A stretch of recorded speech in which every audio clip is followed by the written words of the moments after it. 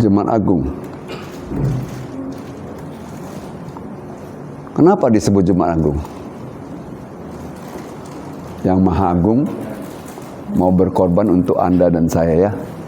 Tapi kalau ada yang tidak ingat akan Jumat Agung dan tidak datang ibadah, saya sebenarnya sedih. Ya. Mari kita buka ayat firman Tuhan di dalam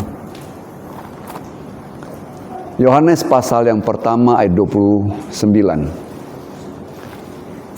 Nah, sekaligus disiapkan ya bilangan pasal yang ke-21 ayat 8. Saya undang kita sama-sama berdiri, kita akan baca sama-sama. 1, 2, 3.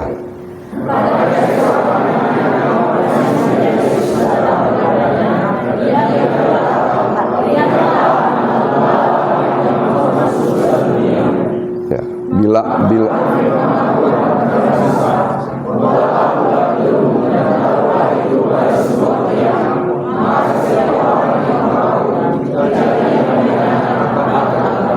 tundukkan kepala. Bapa di surga, kami bersyukur buat pagi hari yang indah ini. Di hari kami beribadah mengingatkan kembali akan peristiwa penyalipan-Mu. Engkau mati bagi kami, sungguh luar biasa. Benar Tuhan, Yesus, apa arti hidup kami jika Engkau tidak memberikan nyawa-Mu kepada kami? Sebab itu kami patut bersyukur. Ampunilah mereka yang lupa untuk hadir, untuk bersyukur padamu pada pagi hari ini. Biar Engkau tetap memelihara mereka. Di hari-hari akan datang tetap setia mencari wajah-Mu. Terima kasih Bapa. Terima kasih Yesus. Urapi kami semua, baik mendengar maupun menyampaikan firman-Mu. Supaya kami diurapi dan memahami makna penyalipan-Mu yang begitu agung dan luar biasa. Sehingga kalender pun secara tegas mengatakan hari ini hari Jumat Agung. Terpuji nama Tuhan kekal sampai selamanya. Dalam nama Tuhan Yesus kami berdoa dan ucapkan syukur. Amin. Ketika Yohanes Pembaptis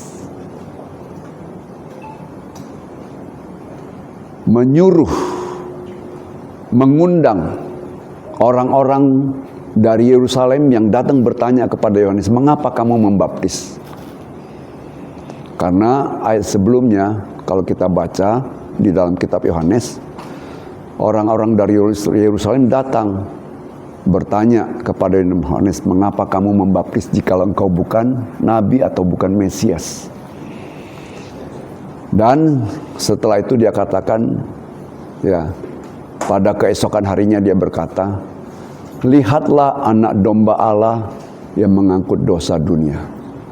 Jadi temanya hari ini, kita hidup hari esok dan selamanya bersama Tuhan.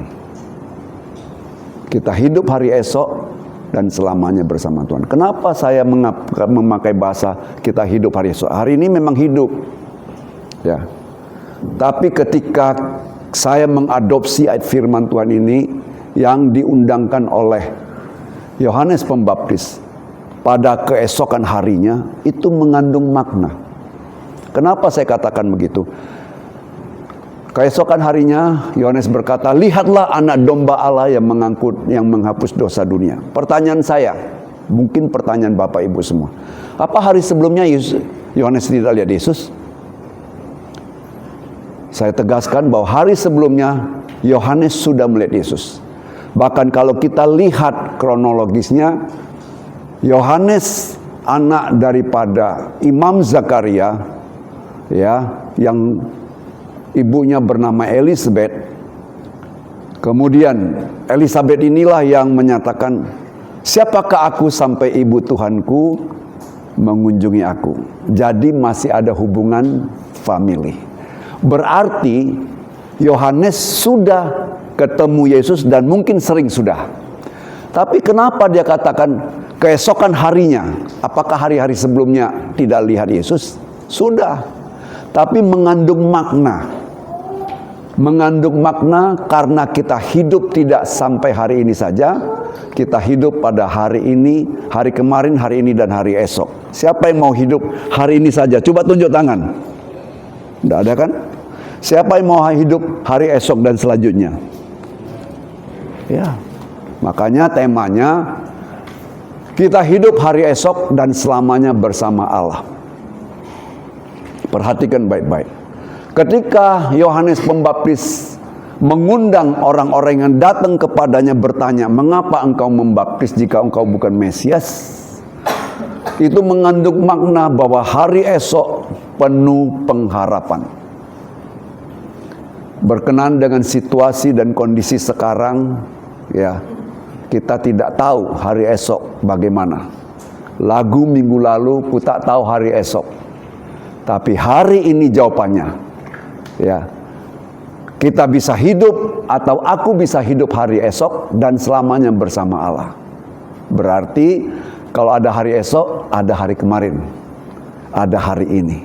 Oleh sebab itu perhatikan, karena kita berorientasi pada hidup dengan satu pengharapan, karena Yesus sudah mati untuk kita, bahkan Yesus hidup dan bangkit untuk kita, maka saya mengatakan bahwa kita semua adalah orang yang paling berbahagia di atas muka bumi, karena kita bisa menatap hari esok dengan langkah yang mantap, dengan langkah yang tegap. Ya, mari kita lihat bagaimana itu terjadi di dalam kehidupan kita. Kita sama-sama tahu bahwa kita semua adalah keturunan daripada Adam dan Hawa. Tidak ada satu orang pun di sini yang mengatakan dia bukan keturunan Adam dan Hawa. Mungkin kecuali Charles Darwin yang mengatakan nenek moyang kita dari kera. Mungkin. Tapi biarlah itulah tanggung jawab dia. Tidak bisa bersyukur kepada Tuhan. Tak tahu saya dalam historisnya, siapa tahu akhir hidupnya dia mengatakan, benar aku diciptakan oleh Tuhan, aku keturunan dari Adam dan Hawa. Dihapuskan teori Darwin yang mengatakan manusia dari monyet. Ya, saya mengatakan ini serius, supaya kita tahu bersyukur. Kalau kita tahu bersyukur, jangan pernah lupa memperingati hari kematian Tuhan Yesus. Ya, yang disebut dengan Jumat Agung. Kita lihat pada waktu nenek moyang kita pertama kali ya berinteraksi satu dengan yang lain, beraktivitas di Taman Eden, maka datanglah iblis dalam bentuk ular, ya, menggoda dengan strategi dia, dan ingat strategi ini sampai saat ini masih berlaku. Oleh sebab itu kita perlu belajar firman Tuhan, melihat bagaimana historis daripada nenek moyang kita yang jatuh karena ketidaktaatan, jatuh karena pemberontakan. Allah katakan jangan kau makan, engkau makan. Dan kita tidak bisa berkata kepada iblis, aku tidak akan seperti nenek moyangku karena aku mampu. Aku sudah tahu dia salah karena memberontak. Aku sekarang bersikuku tidak akan memberontak. No, kita tidak bisa. Kita buka dulu akibat daripada itu, kutukan yang terjadi apa yang kita baca. Kita baca di dalam Kejadian pasal yang ketiga 17-19. Ayat ini saya ulang kembali ya, tapi saya ingin supaya kita mengerti dan memahaminya. Saya ingin baca dengan sungguh-sungguh, Bapak Ibu perhatikan. Ya, Kejadian pasal 3 ayat 17-19. Lalu firman-Nya kepada manusia itu, karena engkau mendengarkan perkataan istrimu dan memakan dari buah pohon yang telah kuperintahkan kepadamu, jangan makan daripadanya, maka terkutuklah tanah karena engkau, dengan bersusah payah engkau akan mencari rezekimu dari tanah seumur hidupmu. 18. Semak duri dan rumput duri yang akan menghasilkannya bagimu, dan tumbuh-tumbuhan di padang akan menjadi makananmu. 19.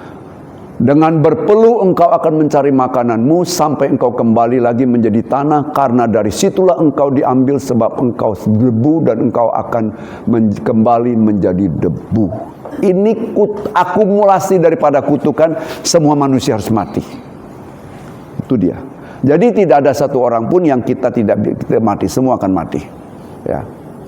Kalau ada yang bertanya tentang bagaimana Henok dan Elia, itu di luar konteks, nanti boleh ketemu sama saya. Tapi pada pagi hari ini saya katakan bahwa semua orang, karena firman Tuhan di dalam Ibrani 9:27 telah ditetapkan satu kali bahwa semua manusia akan mati, dan setelah itu menghadapi penghakiman. Tapi kita tidak mau menghadapi penghakiman, karena nuansa penghakiman itu karena salah. Nuansa kita masuk ke pengadilan itu karena ada unsur kesalahan. kalaupun akhirnya kita dibenarkan oleh hakim karena berbagai pertimbangan, berbagai penyelidikan. Tapi ketika kita pertama kali masuk ke pengadilan, nuansanya adalah penghakiman, penghukuman. Tetapi kita tidak mau, walaupun sekali sudah ditetapkan sekali manusia mati dan sesudah itu dihakimi, mari dan sesudah itu hapus dalam memori kita. Karena kita percaya Yesus yang sudah mati itu menebus kita dan kita boleh hidup oleh karenanya. Nah, inilah historis dari semua umat manusia yang tidak bisa dihilangkan historisnya bahwa kita adalah manusia terkutuk. Akibat daripada kutukan itu, kita manusia semua harus mati. Bapak Ibu, kematian ini ngeri. Semua orang takut mati. Baca itu di dalam Ibrani. Saya tidak usah sebutkan semuanya, nanti kalau terus-terus baca ayat kepanjangan. Bapak Ibu banyak kali ayatnya kan. Tapi pagi hari ini mari. Kutukan kematian itu adalah upah daripada dosa. Roma 3:23, semua orang telah berdosa dan telah hilang kasih karunia dan upah dosa adalah maut. Nah, mari perhatikan baik-baik ya. Inilah titik awal manusia ada dalam dosa. Kemudian sepanjang perjalanan hidup kita juga kadang memberontak, berdosa. Sungguh kalau Tuhan Yesus tidak mengaruniakan nyawanya, kita tidak ada kesempatan sama sekali untuk hidup kekal bersama dengan Allah. Dalam perjalanan juga kita selalu berbuat dosa. Ya, selalu berbuat dosa. Apakah benar terjadi? Mari kita lihat. Tadi kita sudah baca bahwa kita baca dalam Bilangan pasal 21 ayat 8. Tapi sekarang saya akan baca lebih menyeluruh lagi. Mulai dari ayat 4 coba kita baca.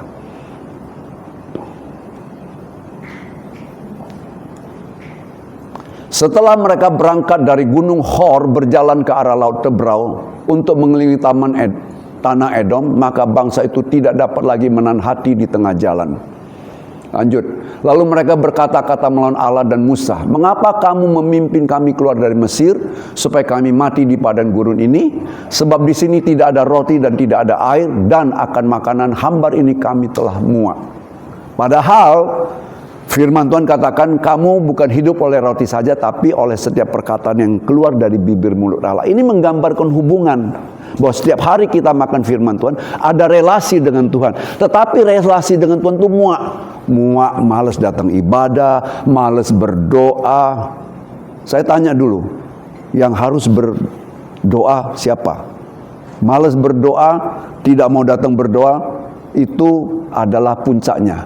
Tapi yang sikit-sikit santun itu sering terlambat. Santunnya sedikit. Kalau datang doa terlambat. Seolah-olah tetap datang doa, tapi sudah merusakkan hakikat daripada doa. Ya. Muak dengan makanan yang disediakan. Padahal kalau kita baca di Mazmur, ya, mana itu adalah makanan surgawi, cari sendiri. Ya. Tuh. Lanjut ayat yang ke-7. Kemudian datanglah bangsa itu mendapatkan Musa. 6 belum saya baca ya, silakan 6. Ayat 6. Lalu Tuhan menyuruh ular-ular tedung ke antara bangsa itu yang memanggut mereka sehingga banyak dari antara orang Israel yang mati. Ingat, ini perjalanan dari Mesir menuju ke tanah perjanjian. Gambaran daripada kita setelah kita dibaptis, karena mereka melauti Laut Tebrau, gambaran baptisan. Setelah kita dibaptis, hari ini ada 13 orang mau dibaptis. Perhatikan baik-baik. Saya selalu mengatakan, kalau Anda mau dibaptis, sudah mengambil keputusan, belajar dengan sungguh-sungguh, jangan ulangi lagi kesalahan itu. Nah, perhatikan, bangsa Israel yang setelah melalui Laut Tebrau menuju ke tanah perjanjian, di tengah jalan, dalam perjalanan masih suka memberontak. Ini gambaran daripada kita juga semua. Muak dengan makanan mana, muak dengan ada relasi yang intim dengan Tuhan, merasa sendiri jago, merasa sendiri bisa, semuanya serba bisa. Nanti kita lihat ya. Lalu Tuhan mengirimkan ular tedung, menyuruh ular tedung ke antara bangsa itu yang memanggut mereka sehingga banyak dari antara orang Israel yang mati. Kalau mati di tengah jalan, nggak sampai ke tanah sampai tujuan. Kalau kita memberontak berkelanjutan, Jangan kira Bapak Ibu bisa sampai pada akhirnya ke tanah perjanjian. Ya, itu. Ayat 7. Kemudian datanglah bangsa itu mendapatkan Musa dan berkata, kami telah berdosa sebab kami berkata-kata melawan Tuhan. Dan engkau berkata-kata melawan Tuhan, dan engkau berdoa kepada Tuhan supaya dijauhkannya ular-ular itu daripada kami. Lalu Musa berdoa untuk bangsa ini. Itu 8 ayat pokok kita. Maka berfirmanlah Tuhan kepada Musa, buatlah ular tedung dan taruhlah itu pada sebuah tiang, maka setiap orang yang terpagut jika ia melihatnya akan tetap hidup. Kata lihat kembali satu undangan untuk melihat ular tedung.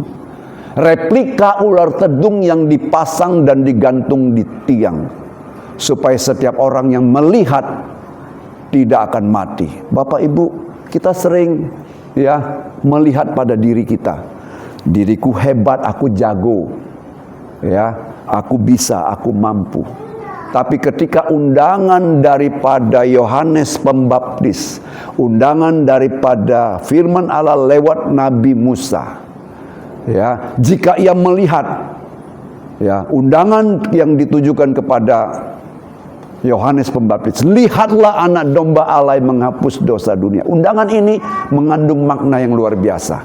Saya katakan kenapa? Karena kita sering melihat melihat kelemahan orang lain dan melihat diri sendiri, kejagoan diri sendiri. Kita mampu, kita semuanya serba bisa, maka kita memberontak. Tapi ketika dipagut oleh ular, tetap masih lihat. Sudah dalam dosa masih tetap lihat. Tapi dosa ini sakit. Dia lihat mungkin dipagut orang ular tedung, dia lihat, aduh kok sakit, aduh kok sakit, aduh kok sakit. Selalu kita juga melihat kelemahan kita, melihat kekurangan kita, melihat apa? Melihat dendam kita. Oh, aku mana bisa mengampuni dia. Oh, dia sudah sangat menyakiti aku. Selalu melihat kelemahan kita, kejagoan kita, segala-galanya berorientasi pada kita. Ada di sini yang masih melihat kelemahan orang lain, kehebatan diri sendiri. Ada sini melihat sesuatu yang merupakan kelemahan diri sendiri. Aduh. Anda pada pagi hari ini ketika firman Tuhan katakan, lihatlah anak domba Allah yang menghapus dosa dunia, itu undangan jangan ditawarkan, jangan diabaikan, Karena ini berarti Anda diminta untuk berhenti melihat dirimu, berhenti untuk melihat. Berhenti untuk melihat kemampuanmu, berhenti untuk melihat kelemahanmu, berhenti untuk melihat vonis sakit penyakitmu. Walaupun dokter katakan engkau sakit ini, berhenti melihat vonis sakitmu. Berhenti melihat semua. Mungkin Anda sudah di rongsen, mungkin Anda sudah divonis dokter, dan saya berharap Anda berhenti melihat itu. Demikian juga berhenti melihat kehebatan kita. Apa yang perlu dibanggakan? Tidak ada yang perlu dibanggakan. Anda bangga hari ini bisa makan, sekali makan bayar restoran 10 juta. Tapi kalau besok Tuhan panggil, apa artinya? Sama seperti kisah di dalam Kisah Rasul 16. Orang yang kaya, hai jiwaku, bersenang-senanglah. Tidak perlu ke gereja, tidak perlu ibadah, tidak perlu doa. Bersenang-senanglah karena sudah banyak persediaan, deposito segala-galanya. Tapi Tuhan katakan, bodoh kamu, malam hari ini jiwamu akan diambil daripadamu. Berhenti melihat pada diri sendiri, tapi beralih pandangannya kepada replika ular yang digantungkan sebagai lambang daripada Yesus yang tergantung di atas kayu salib. Mengapa Yesus dikatakan anak domba Allah? Pertama, dia adalah domba yang betul-betul taat. Tapi kita domba yang tidak taat. Dari mana kita tahu? Ayat firman Tuhannya ada. Coba buka Yesaya pasal 53 ayat 6. Kita sekalian seperti domba yang sesat, masing-masing mengambil jalannya sendiri. Tapi Tuhan telah menimpakan segala kejahatan kita kepada Dia. Bukan 56, 53 ayat 6.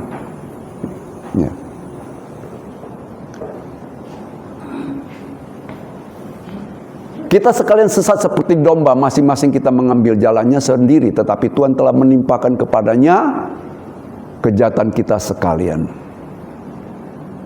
Maka benarlah kata Paulus di dalam kitab Ibrani, dia dijadikan sama dengan kita supaya dia dapat menanggung segala kelemahan kita, dia dapat menanggung susah kita, dia dapat menanggung segala dosa kita yang ditimpakan di atasnya, supaya olehnya kita diselamatkan.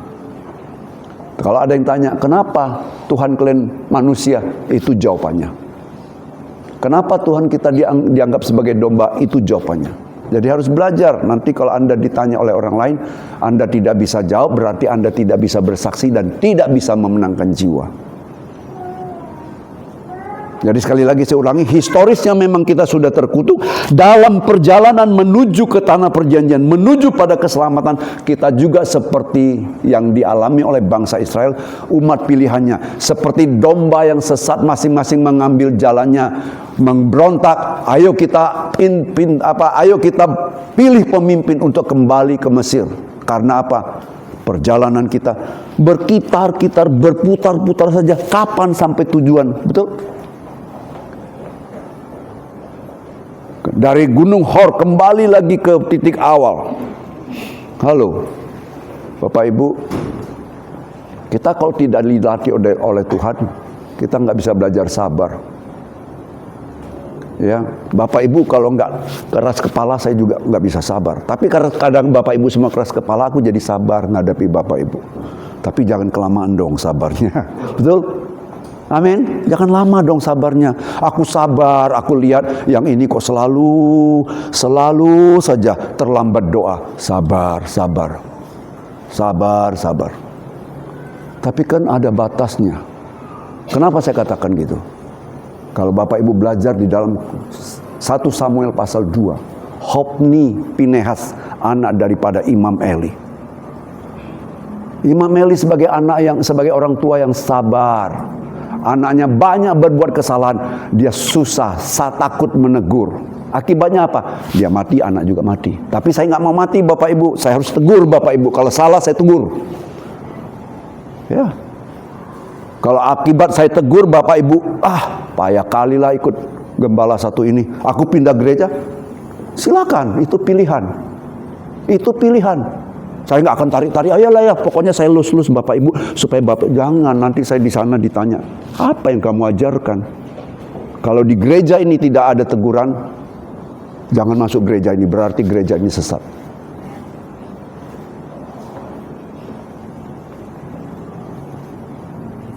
Dalam perjalanan masih juga.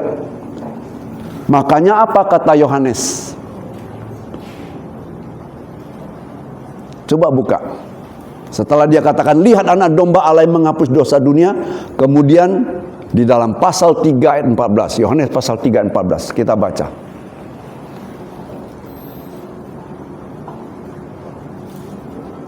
Dan sama seperti Musa meninggikan ular di padang gurun, demikian juga anak manusia harus ditinggikan. Inilah intisari daripada apa yang Yohanes katakan, lihat anak domba Allah yang mengangkut dosa, yang menghapus dosa dunia. Pagi hari ini kita bersyukur. Kenapa? Ada satu pribadi namanya Yesus. Dia dijadikan kutuk karena kita. Paulus tuliskan itu dengan jelas. Galatia pasal 3 ayat 13. Kristus telah dijadikan kutuk karena kita. Ya, kita baca 13 bukan 14. Ya. Galatia pasal 3 ayat 13.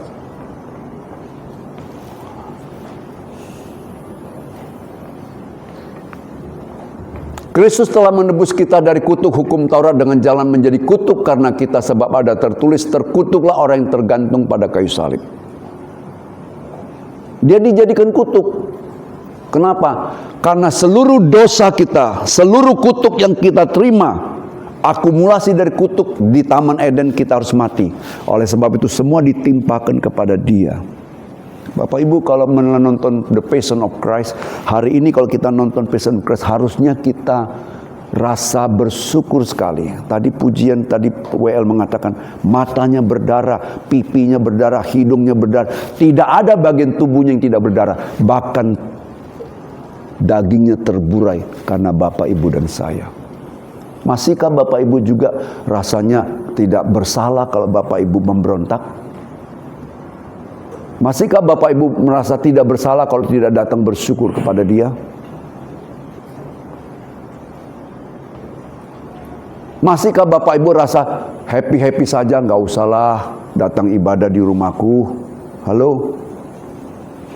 Padahal ketika kalau kita buka rumah untuk datang ibadah, jemaat bukan datang merampok, tapi datang bersama-samamu menghadirkan Tuhan di rumah tanggamu. Ya, masih ada juga yang menolak untuk ibadah. Ya. Orang yang menolak ibadah itu karena melihat diri sendiri. Aduh sakit hatinya di sini. Coba ada yang nyanyi lagu gimana? Sakitnya di sini. Ada yang bisa nyanyi lagi itu? Aku nggak bisa. Jangan melihat lagi sakitnya di sini. Karena apa? Kalau kita melihat ini, kita tidak akan maju. Kita tidak akan beralih pandangan kepada replika daripada ular yang dipasang oleh Musa. Kalau kita tidak melihat replika daripada ular yang dipasang di tiang itu, firman Tuhan katakan apa? Banyak yang mati. Tapi Tuhan katakan kepada Musa, buatlah ular dari tembaga dan gantung kepada tiang. Jika siapa saja melihat, dia akan hidup. Ya. Replika daripada ular inilah sekarang menjadi lambang apa? Coba jawab. Lambang apa? Lambang kesehatan, lambang kedokteran.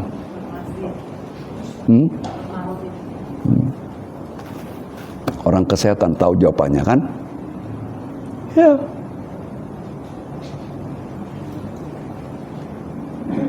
Yesus yang tergantung. Firman Tuhan katakan lihat kepada Yesus.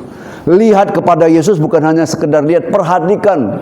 Sungguh-sungguh menaruh iman. Ketika Anda tidak mampu untuk lihat, menaruh iman, Anda ke dokter, ke rumah sakit, mencari replika daripada gantungan ular. Tapi pagi hari ini, mari alihkan pandanganmu kepada Kristus. Kenapa? Karena semua ini sudah Yesus selesaikan di atas kayu salib. Semua sudah selesaikan. Sakitmu sudah diselesaikan. Penderitaanmu sudah diselesaikan. Ketakutanmu sudah diselesaikan. Semua sudah diselesaikan di atas kayu salib. Itu sebabnya Yohanes 19 ayat 30 katakan, Yesus katakan, sudah selesai. Tetelestai. Sebenarnya kalau Yesus sudah katakan sudah selesai, Anda jangan lagi melihat kepada kelemahanmu, kekuranganmu. Jangan lagi lihat kehebatanmu semua. Tapi hiduplah terus berpandangan kepada Yesus. Pandang terus padanya. Betul? Ini aku harus cari Pak Sihombing di jadi WL. Supaya lagu-lagu kuno muncul lagi semua. Ya. Tapi lagu kuno walaupun pendek, auranya itu mengingatkan kita akan firman Tuhan. Ya. Jangan pandang salah orang lain. Amin. Jangan pandang salah orang lain, tapi pandang terus pada Yesus. Inilah yang kita peringati pada hari ini. Historisnya betul dari awal, titik awal kita sudah terkutuk. Dalam perjalanan pun kita mencoba mengutuk diri kita karena kita memberontak.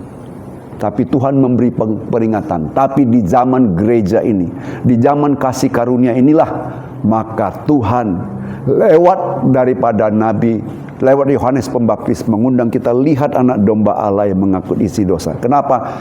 Karena Yesus telah selesaikan di atas kayu salib. Apa yang diselesaikan? 2 Korintus 5:21. Ia yang tidak dosa dijadikan dosa supaya kita dibenarkan. Itulah yang dia lakukan. Dan saya mau katakan, ketika Yohanes berkata,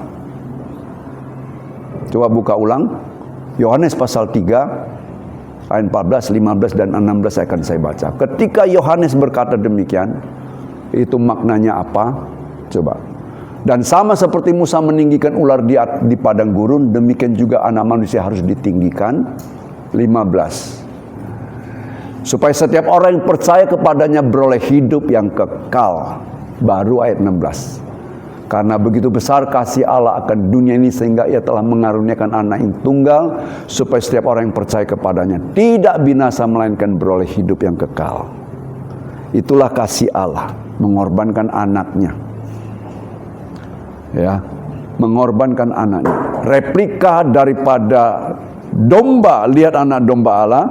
Allah mengasihi bapak-bapak, dan Allah tahu bapak-bapak mengasihi anaknya.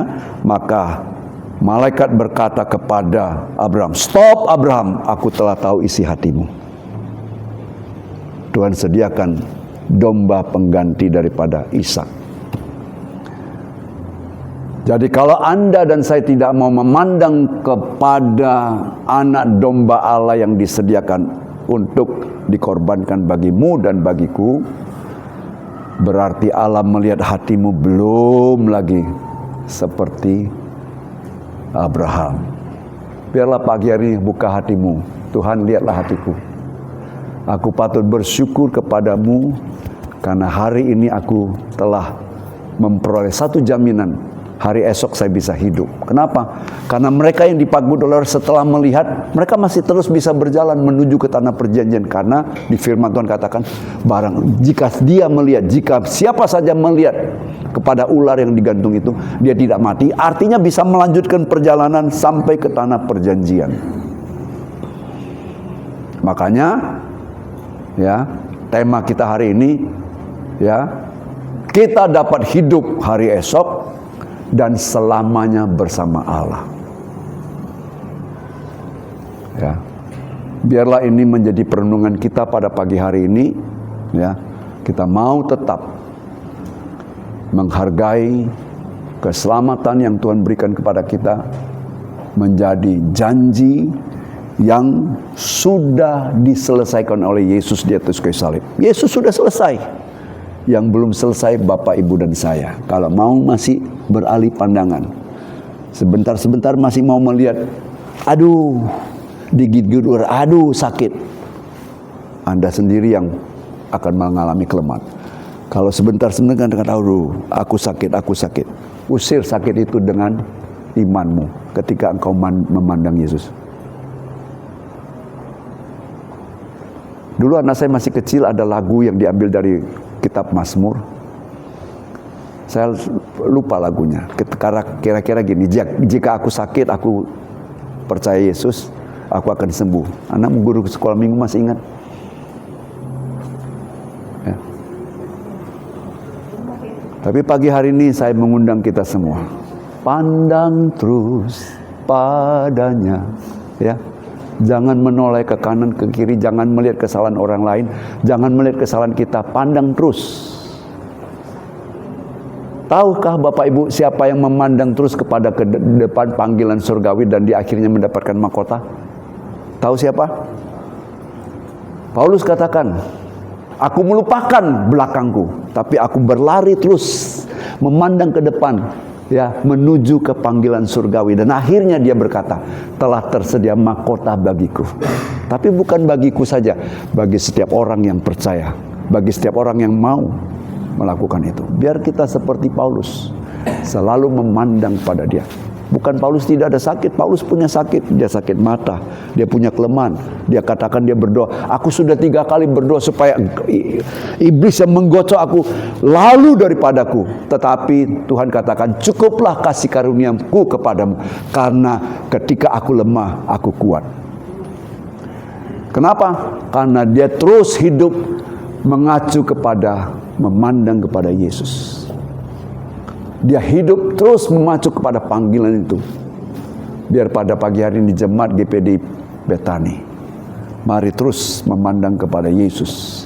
Ya, hari ini saya memberikan wejangan kepada 13 orang yang mau dibaptis. Hari ini kalian menguburkan hidup yang lama. Jangan lagi melihat kepada kehidupan lama yang terakumulasi dalam hidupmu sebelum dibaptis. Itu memicu Anda untuk mengulangi. Kadang-kadang karena rasa sedapnya dosa itu diulangi kembali. Karena sakitnya dosa itu Anda rasakan susah untuk melepaskannya. Tapi pagi hari ini undangan, lihatlah kepada anak domba Allah yang menghapus dosa dunia. Dia yang tidak berdosa dijadikan dosa karena kita, supaya kita diselamatkan. Di atas kayu salib terjadi pertukaran. Mestinya kita sebagai domba yang sesat terpaku di atas kayu salib, tapi dia sebagai anak domba Allah yang tanpa dosa tersalib demi Anda dan saya. Karena itu kita patut bersyukur dan berterima kasih. Saya undang kita berdiri. Saya ingin menyanyi lagu yang terakhir tadi yang dinyanyikan, jika dua